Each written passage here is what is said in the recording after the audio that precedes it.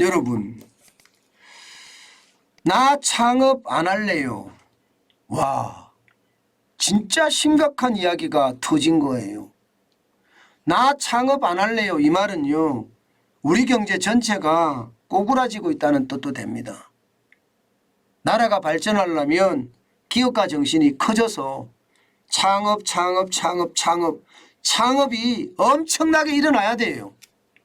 그런데 나 창업 안 할래요 이런 말이 나왔다는 자체가 우리 경제가 지금 쪼그라들 위험이 굉장히 크다, 이렇게 이야기할 수가 있을 것 같습니다. 여러분, 이 지표 한번 보세요.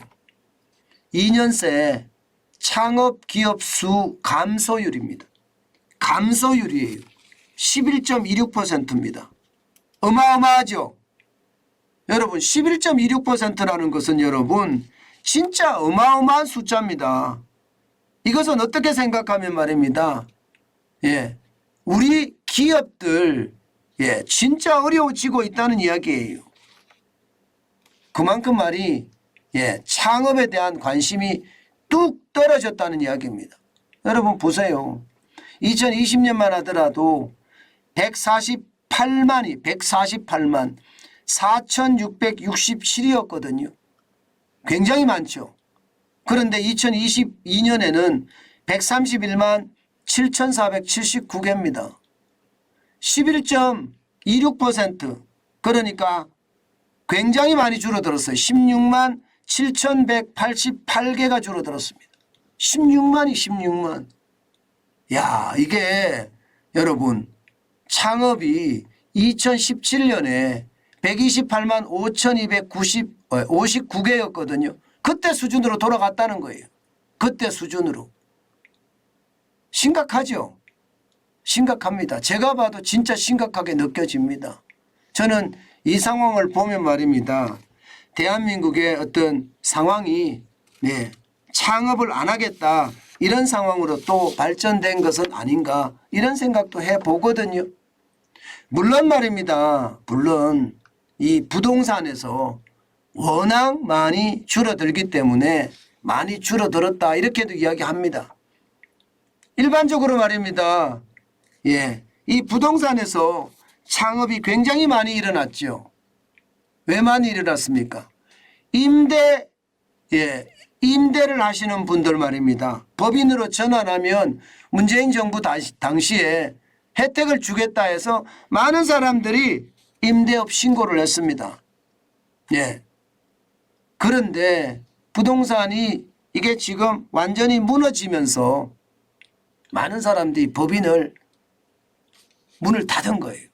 그래서 많이 줄어든 탓도 있습니다. 게다가 지금 매년 1월에 개업 중개업소 보세요. 완전히 반토막 났죠. 반토막. 2018년 대비 반토막. 2018년은요. 공인중개사 사무실이 2,559곳이 늘어났습니다. 그런데 올해 1월은 보면 1,273곳이에요. 부동산 쪽의 창업이 굉장히 많이 줄어들었다는 이야기예요. 이것은 말입니다. 그만큼 돈을 벌 수 없다는 생각이 굉장히 강하게 들었다는 이야기가 되는 겁니다. 실제로 여러분 주변에도 보면 창업을 망설이시는 분들이 굉장히 많죠. 저는 당연히 그래야 된다고 생각해요. 물론 창업이 줄어드는 게 기업가 정신이 무너져서 우리 경제가 쪼그라든다고 이야기하면서 창업은 망설이지 말고 고민을 해야 된다 이렇게 이야기하는 것은 좀 배치에 맞지 않지 않느냐 이렇게 이야기할 수도 있습니다. 제가 창업은요 늘 말씀을 드려요. 그냥 창업하는 것이 아니라 이론적 지식을 쌓고 경험적 지식을 쌓은 다음에 내가 경험적 지식 현장에서 일해본 그 경험을 바탕으로 시간을 가지고 창업을 해야 된다. 이 말씀 제가 많이 드리잖아요. 반드시 필요하거든요. 그만큼 말입니다. 창업은 하기는 쉽습니다. 그런데 성공하기가 어렵기 때문이에요. 그래서 제가 그런 말씀을 많이 드리는 겁니다. 그런데 여러분 진짜 제가 심각하다고 느끼는 것은요 바로 이거예요. 기술 기반 창업. 이거는 여러분 2021년 대비 2022년 한번 보세요.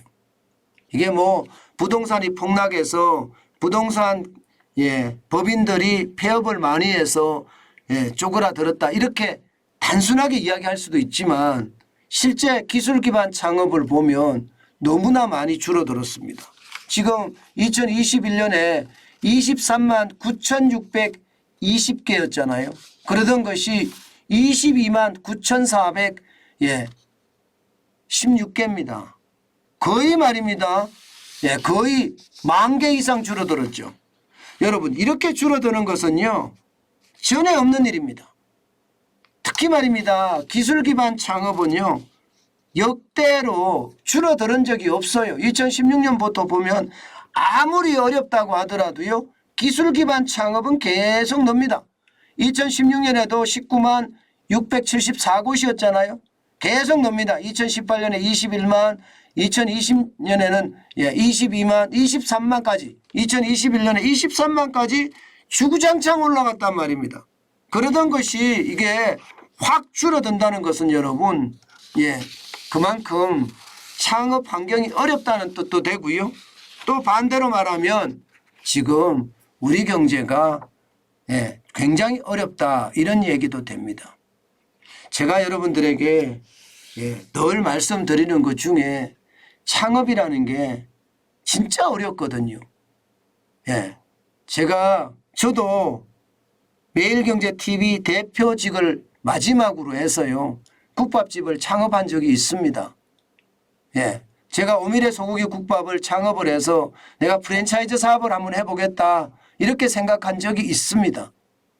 그때는요. 엄청난 용기가 있었거든요. 내가 하면 뭐든지 다 돼 이렇게 생각하면서 말입니다. 사실 이론적 지식은 뭐 경영학 박사니까 갖췄다고 할 수 있습니다. 그런데 경험직 지식이 전무한 상태였어요. 경험직 지식이 전무하다는 것은요. 망하는 게 굉장히 쉽다는 뜻이에요. 이론적 지식만 가지고 시장에 달려들면요. 백전백패한다 저는 그렇게 생각합니다.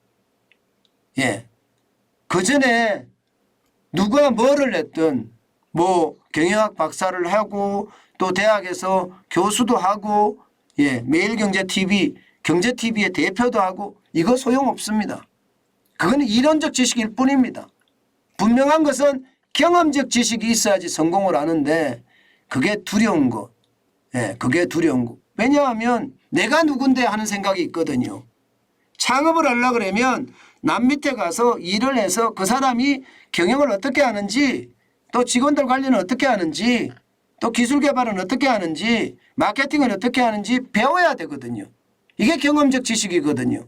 그게 없는 상태에서 창업을 하잖아요. 그럼 백전백패예요. 백전백패. 반드시 말입니다, 여러분. 창업을 할 때는요. 반드시 이게 이론적 지식뿐만 아니라 경험적 지식을 쌓아야 된다는 것. 저는 굉장히 중요하게 여러분들에게 권하고 싶습니다. 지금 창업의 흐름이 많이 꼬그라진 것도 사실이지만 아마 대한민국은요. 시간이 지나면 지날수록 점점 강해지는 민족이거든요. 어려우면 어려울수록 그 위기를 극복하는 방법이 남다른 민족입니다. 그렇기 때문에 분명히 극복은 할 거예요. 그러나 그 과정은 굉장히 고통스럽겠죠. 아마 그 고통을 우리가 겪을 준비를 하고 있어야 된다. 그러려고 하면 가장 빠르게 경험적 지식을 습득을 해라. 그래야지 위기를 넘어가는 방법 그리고 위기 속에서 기회를 얻는 방법도 찾을 수 있을 거다. 저는 그렇게 오늘 말씀드리고 싶습니다.